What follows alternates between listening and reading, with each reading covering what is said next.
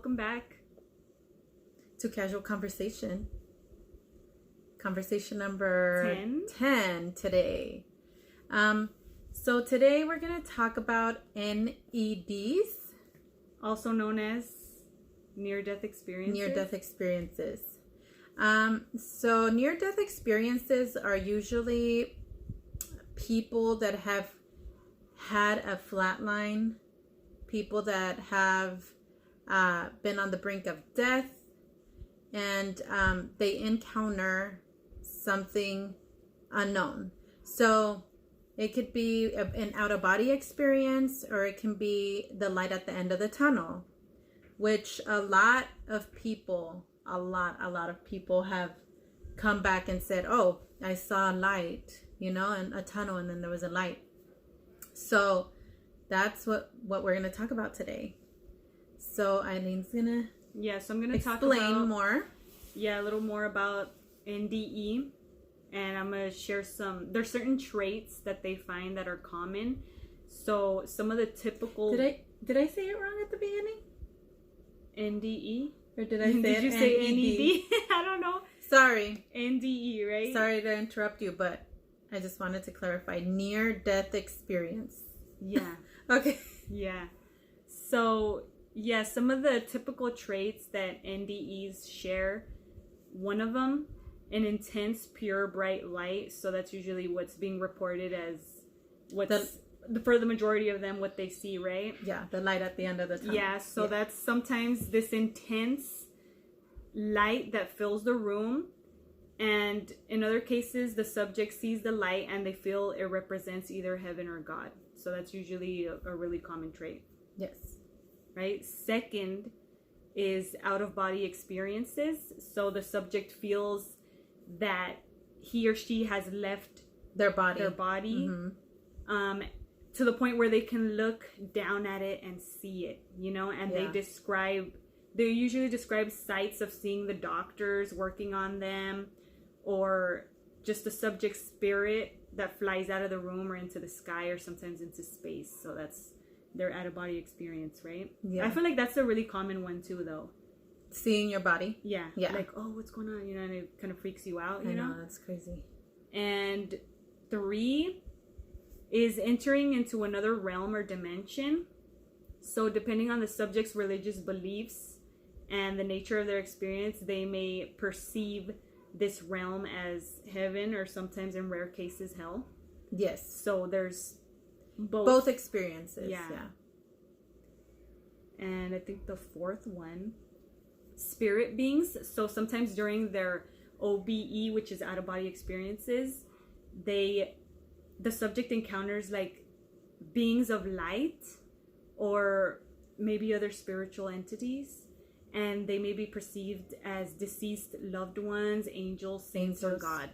So they just kind of see other people, like during that experience, but like spiritual beings, Yeah, it's usually or family members. Yeah, but like usually people who aren't there anymore, right? Like that's people that have passed. Yeah.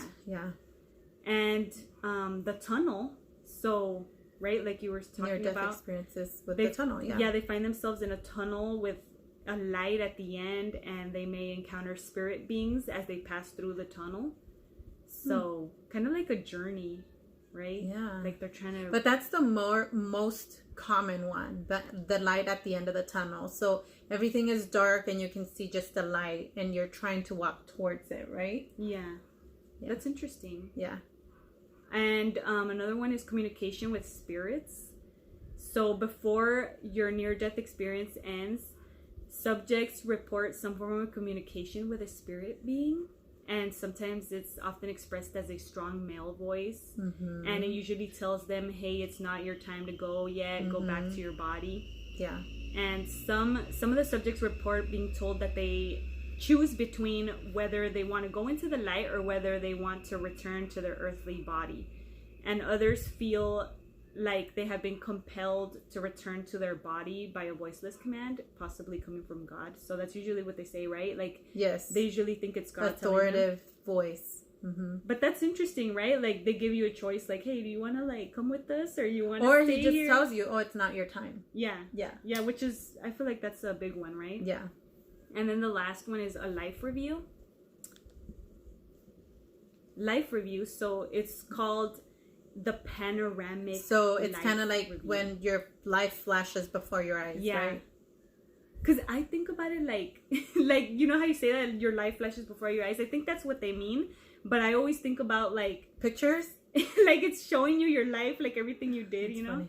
But, yeah, so it's when the subject sees their entire life in a flashback, like you were saying, you know? And it's very detailed, or it could be very brief. Or it could be, like, certain memories. Yeah. Like, special memories. Yeah, something, that you hold special that maybe, like, you know, your soul feels like it's important. And the subject may perceive some form of judgment by nearby entities. That's interesting. So I want to get into it a little bit because it's just okay, so we can talk about what, like, some stories, and then we can get into like what we think it is. But all right, I feel like this amazing story that I heard on this doctor, he's anesthesiologist. So he had a near-death experience, and he says that he's Hindu. So is Hindu, is that... I think that's Indian. So Hinduism is a religion? Yeah, I think so. Okay. I don't know. Just want to clarify, but he's so he said he died. He saw the light at the end of the tunnel, and he met at the end of the tunnel. He actually met the people at the other side. Wow. So it wasn't people. He said that it was two... I don't know how... I get chills just thinking about it. That it was two angels that were magnificent angels. Like, they were, you know, angelic. They were just big, you know, those warrior angels. And one of them was the angel Raphael, which he's one of the ones that helps in the medical, like, illnesses and things like that. And he's a doctor. Cool, dude. So he said that, you know, his experience being Hindu, he's like, why am I seeing angels? Yeah. Right? So, see, like, I get chills, dude. It's just so cool. But he says that he met with the angels. He knew that they were angels. So he was like, so could it be possible that angels do exist? That it is all real? That, you know... And then he heard God's voice. Oh. So he has then converted. He converted into... I don't know if it's Christianity or Catholicism based on the angels. I mean, I don't know if Christians... You know, I don't know either, man. But... he believes in them, and he says that, you know, that it was an experience that has changed his life, and he advocates, and he says also his expertise, because he's an anesthesiologist. So he said that people scientifically or other doctors will say, oh, it's just because you were under the anesthesia, or you were under some sort of you know, medication or something that was make you hallucinate. But he said it was nothing, that his expertise tells him that this type of medication or being under anesthesia doesn't make you see those type of things, specific things, you know, hear the voice, feel the authority, feel the power, you know. So I feel like that was super interesting. It was like an amazing story. And I think I'm trying to remember the website. I think he has a website. I can't remember. I can't remember, but I'll link it below so you guys can. He has a book, and he, you know, documented all his experience and everything. So I'll put that on the link. Yeah. But it's super interesting. But that's cool, like, coming from someone who, like, knew nothing about that. Yeah, and then like, doctors have had, like, people that are in the medical field, people that nurses have had near-death experiences come back being believers of God, believers of a higher power. And so, like, there was another doctor. He was a neurologist, and he developed, like, this really severe meningitis to where it put him in a coma. And he said that while he was in his coma, you know, he met the light being. He calls him a light being, and, you know, he had the authority, the power. He said that he, you know, was there with him throughout his journey. And it's just really interesting, like, these doctors and nurses that have people that have passed away in their care. that tell them all Yeah. these stories about what they've seen, what's happening. So, I mean, it's super interesting. And that's like a hot spot, right, for it to happen? In the medical field? Yeah. Yeah. And then also the out-of-body experiences. Yeah. Where people, you're aware that, you know, you're seeing yourself. You're aware that there's other people. Because sometimes, I want to talk about that a little bit, because sometimes people see their body, but they don't know it's them. Sometimes they don't have, like, their memory or their identity gets a little bit, you know, like, blurry. And so, but they see somebody there in a bed and they're hovering. Usually they hover. And that's how they know, like, it's an out-of-body experience. But it's usually, or if they do recognize themselves and they're like, oh, okay, that's me. What am I doing there? What's happening? You know, and they start asking themselves questions. And then, so. But do you feel like that's rare when they recognize themselves? No, I don't think so. I think they recognize themselves more than not. That's interesting. Yeah, because a lot of the stories I've heard is people that actually see themselves and they're like, oh, you know. Well, yeah, that's true, because if they see family members also, then they must know who they are, you know? Yeah. Right? And so that's why I was saying it's pretty, the out of body experience one is pretty intense. Yeah. You know, because, and you would, sometimes you'll recognize voices, you can hear voices, you can hear what's going on. So, yeah. So, and then seeing the beings. So seeing orbs, seeing angels, like you said, meeting past people that have passed. On when it comes to spirit being or entering another realm, I have a good story of a woman who got into an accident. She got into an accident. She was in her bike and somebody ran her over and they threw her like 60 feet. Wow. So she was pretty badly injured, and she said that she instantly went to another realm. Like she went to another realm that she said her story was different because she wasn't in a light, like she was more in a darkness, and she saw this creature that looked, she said it looked like a fiery dragon but without wings, and they were scary, and she knew that these people or these creatures were evil. So she got a kind of like a glimpse, because she said that she would walk, but she knew that she knew herself, she knew who she was, she was conscious about Earth and, you know, who, everything. But she said that while she was walking through these, she called them doors, that each door had different places where people either would suffer.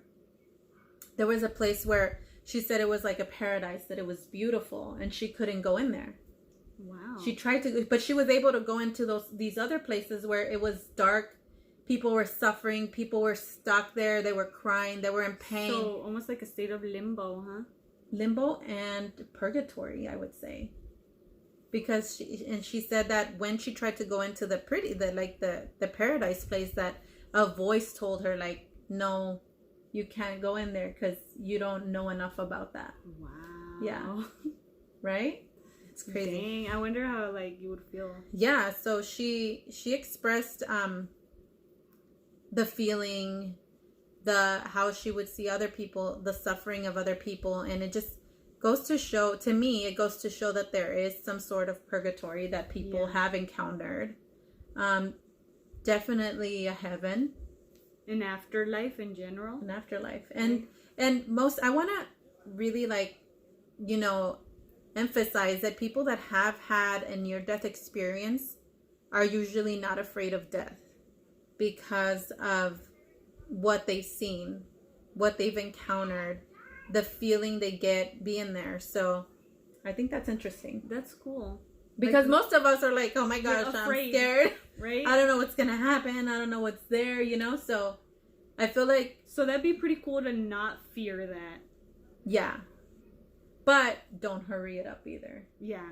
Yeah. Live your life, you know? Spend as much time as you can with loved on ones. Earth with your body, your borrowed body. And your loved ones. And your loved ones. Right? And try to be as much of a human as you can. Yeah, try to be like a good person.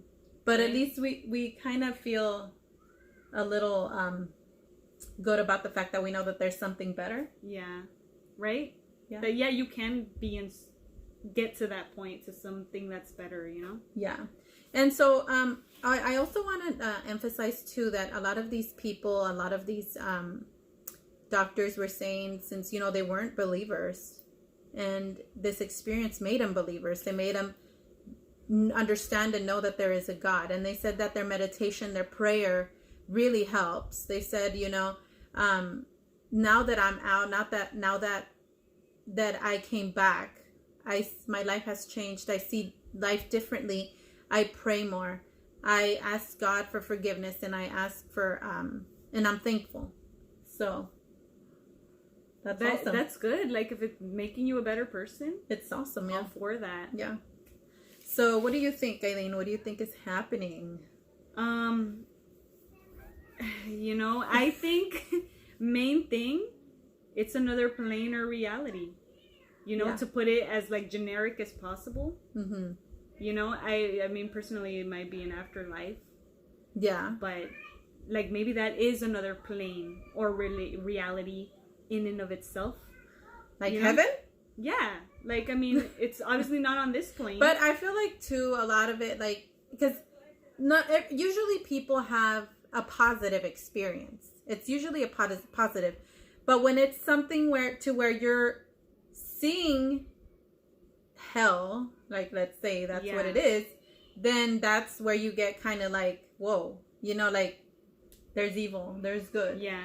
And there's a place of cleansing. Yeah, well, that's what I was going to talk about. Like, if it helps that person lead them towards, like, the right road, then good for them, bro. Because who wants to end up in a place like that, you know? Yeah, no. So you would be like, good thing this happened, so you know. Yeah, what, and you know what not to do and what to do, you know? That's crazy. And so what do you think about it being scientific, or what do you think would make it scientifically proven that it's just your mind? Wow. I mean, do you think there is a scientific explanation for it? Man, like hallucinations, or just the whole thing, the out of body experiences, or the near death experience. Because I feel, but like, if it's that, why does everybody see the same thing? You know? Yeah, and then also why, like, when you're having an out of body experience, how can you detail by detail explain to the doctor what was happening, what you were seeing, who you were seeing, why? You know, how can you even be conscious enough during surgery to be able to tell the doctor, hey, I saw you doing this, I saw this person doing that, you know? It's almost like a soul, your soul, like your soul is you. Yeah. Your body isn't you, your soul is you. I mean, I feel like it's that, you know, because I mean, us being believers, like, that's what we believe, you know? But I don't know, man, people who don't believe in anything, if that's what they want to believe, then that's what they want to believe, you know? But personally, I think it's more than that. That it's the medications, or that it could be just something within your consciousness that's still active while you're under, you know, like, this experience. Yeah. I don't know. It's just too many people experiencing the same thing. I mean, it must be real, you know? Yeah. I choose to believe it's real. Yeah. It's because, you know, it may be a little off track, but it really makes me think about, like, that movie. What Dreams May Become? I mean, I was thinking about What Dreams May Become too, but we'll get to that. But, like, I was thinking about Fourth Kind, you know? It's, like, totally, like, on the wrong side of things, but how, like, all her clients would come in seeing the same thing. And it was because it was really real. Happening to them. You know what I mean? Like, that's what that made me think of. Like, it's not a coincidence. Yeah, it's not, because she didn't think it was a coincidence. She's like, why are all these people seeing the same thing? And it was very specific. Yeah. That's so, and it was really happening to them, you know? So it makes me think of that, but also What Dreams May Become, for sure. You know, and that's a good movie. If anybody hasn't watched it, watch it. With it's Robin Williams. Late Robin Williams. It was an amazing movie. Yeah, it's really good. Really sad. It is really sad. sad. But it's really interesting how the afterlife Yeah. You know, it's kind of like an example of what these people are experiencing. I don't want to say it's exactly like it, but it's... and I feel like it also encompasses those different levels too, right? Yeah. Which it would be the purgatory, walking through, seeing the suffering, seeing the happiness. Yeah, the paradise, and then the opposite of that, you know, so it kind of has that spectrum. Yeah. So, we do want to talk a little bit about some of our family members that have experienced things like this. Do you want to talk about Grandpa? Oh, yeah. Okay. So my grandpa, we don't even know he's cool with us talking about this. I mean, we're not saying names. Well, yeah. So our grandpa, he was here recently. He's what, 93? 90? He's been 93 for the past 3 years. So he's 93 so we don't know. Yeah. 93 years young. Yeah. Right? So, what would you call that? Like some type of hallucinations? Well, he's been diagnosed with Parkinson's. So that's one of the stages, you know, they do experience hallucinations. But it's kind of weird because he'll say he won't, you know, I don't know, do you think he might have some dementia? Yeah. Because sometimes he'll remember us, sometimes he'll be like, "Who are you?" Yeah, he'll forget who we are. But it's quickly. It's like a quick thing. Like he'll say, "Who are you?" And then he'll be like, "Oh yeah, I know who you are." Yeah. You know? And the creepy part is that he'll see beings or people in the same room as him. So he has this anxiety where he doesn't want to be alone. And we would ask him, yeah, like, why? Why? What's going on? And he would say, "Oh, there's this big black this man who's in all black. Like he would say like a big black shadow standing next to him, and that he meant no good." Yeah. Or he would say, "I see somebody there," or, you know, "It follows me." So that kind of creeps us out. We're like, you know, and he's like right there, and it's like you don't see anything, so you're like, what? Yeah, it could get pretty chilling, but you know that, like, I don't know if a veil. Yeah, I feel like it starts to thin. Yeah, that it kind of lifts a little bit, you know, between reality and, you know, supernatural, whatever you can't comprehend. But that was, you know, like, for a more positive side to that, he did see, you know, people that have passed. Yeah, and that's cool. Beloved grandmother, and yeah, I think just grandma. Yeah, just grandma. So he'll see her and he'll say, "Oh, you know," he'll talk to her, but then he'll be like, "Where is she?" You know. Yeah. So it's kind of interesting. We're not trying to say that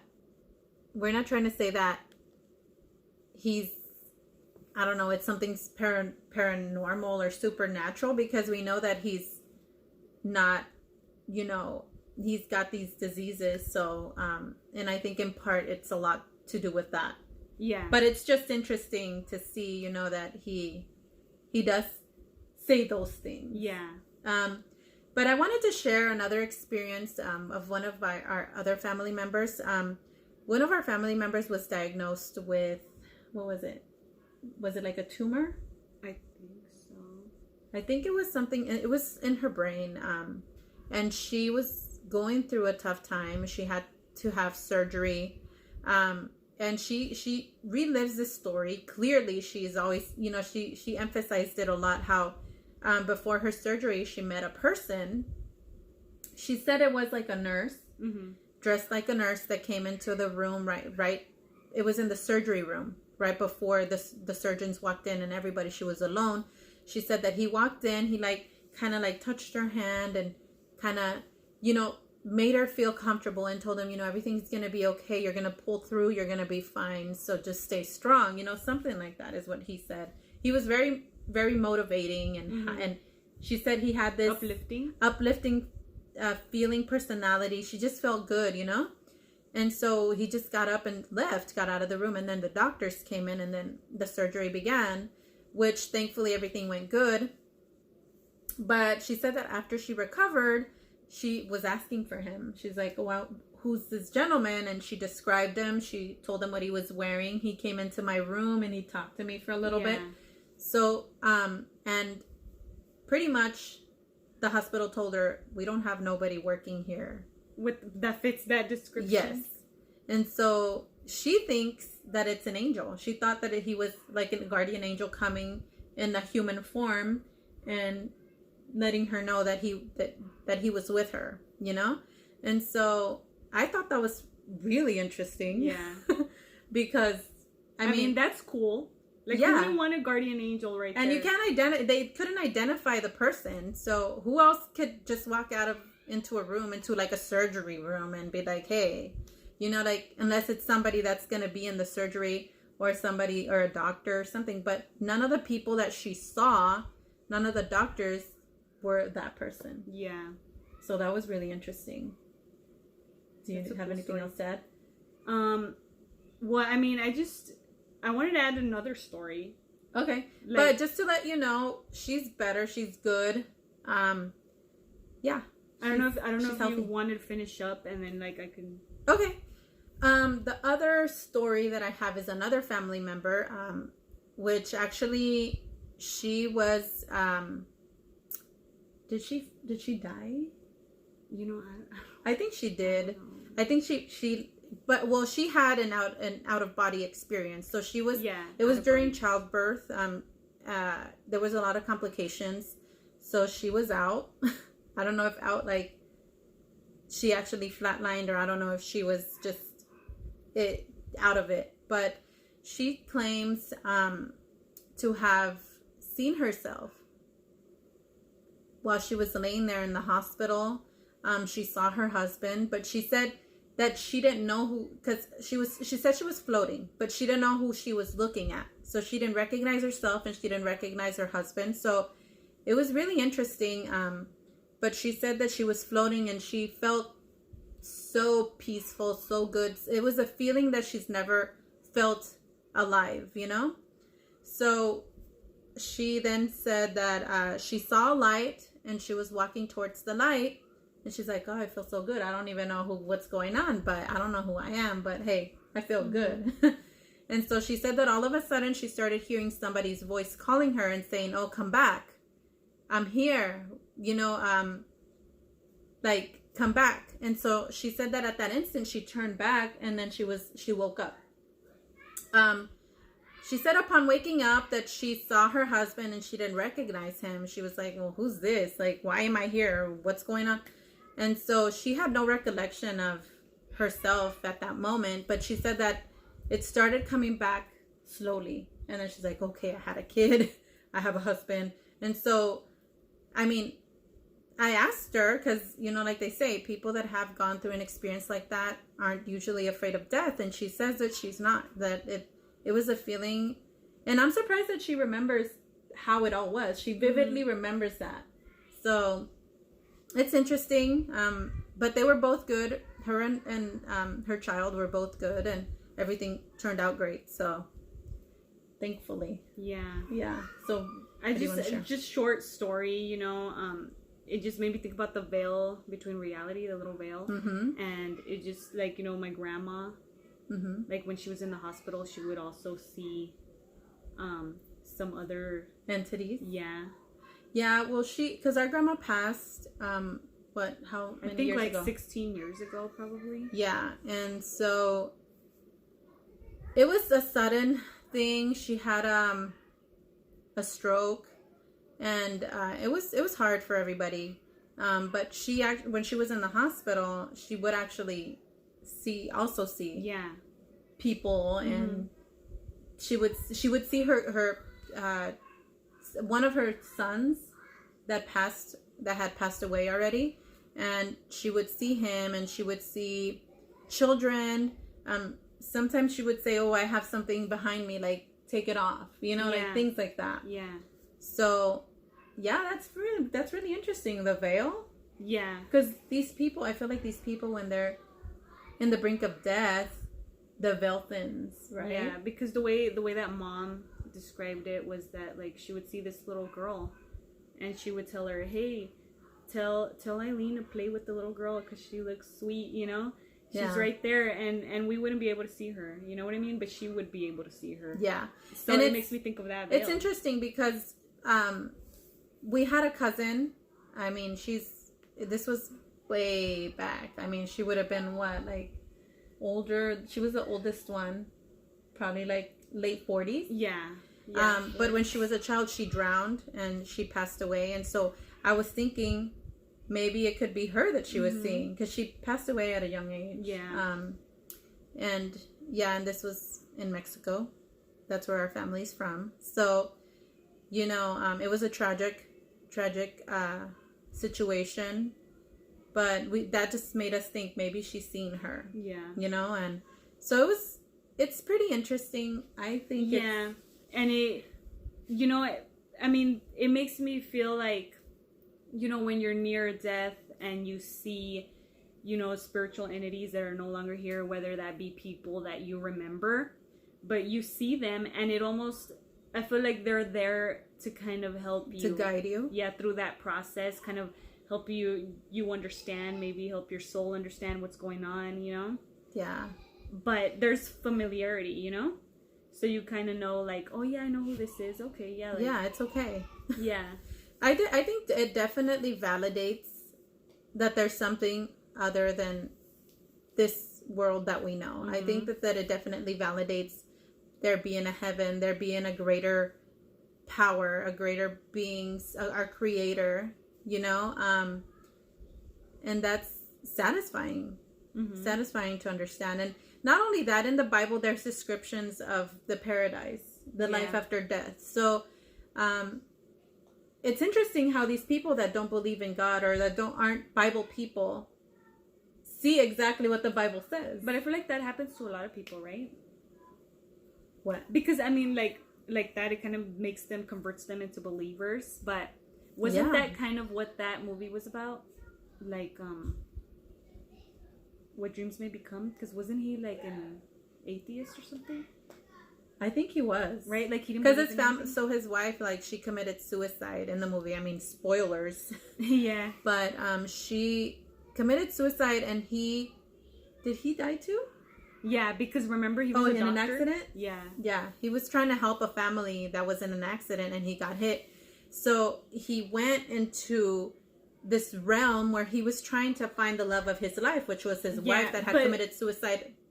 Like the cute part though was like when he first passed and he was like in his own realm that he created. Yeah. What he believed, afterlife was, he saw his dog.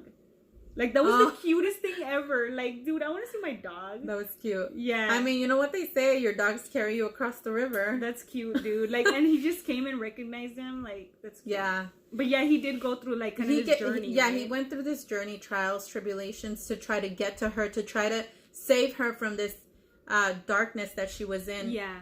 In the death life? Or how do you say it? In the life after death? Yeah, life after death. So she was in this dark... I guess, realm that she just kept reliving her agony and her emotions and her sadness because they had lost their children. Yeah. In a car accident. Yeah. So she couldn't get past that. Yeah. So that's the reason why she committed suicide. But the whole movie was his journey trying to save her from that realm. And so it almost was like a purgatory that she was in, that he was trying to help her come back out of it. And he finally, like, you want to say the ending or? But he kind of did make her a believer, right? In the process, too. Well, I feel. Yeah, and he even encountered his children too. Remember? Yeah. But I guess he kind of got her to, it was just so, how do you say it? Like, impactful or what? Not impactful, but like, I don't know. But it was just interesting. It was really good. It was good, and he finally got her out of it, and they were granted a second life together because they were kind of like soulmates. Yeah. And so the movie ends where they make a choice, right? Yeah, where they're both children, remember? And they meet. And they meet at this little pier. So cute. And they're kids and they start playing together, and that's how the movie ends. But it was adorable because they were given that option, do you want to be here in paradise with her, or do you want to start over again, start over, start a human life over. And so they chose that. So cute, man. It was a really cute, definitely cute movie. Sad so many emotions, but I recommend you guys watch it. Yeah, it's really good. And I think, do you want to share anything else? No, I think I covered it, man. The veil. I think yeah. All right. So if you guys have any theories or any thoughts, stories too, yes, cool. near-death experience or out-of-body experiences, yeah, or like thoughts on like, you know, what you think's going on. Let us know. Yeah. And I hope you enjoy this video. And if you have any other suggestions, let us know. Thank you. Thank you. See you later. Bye.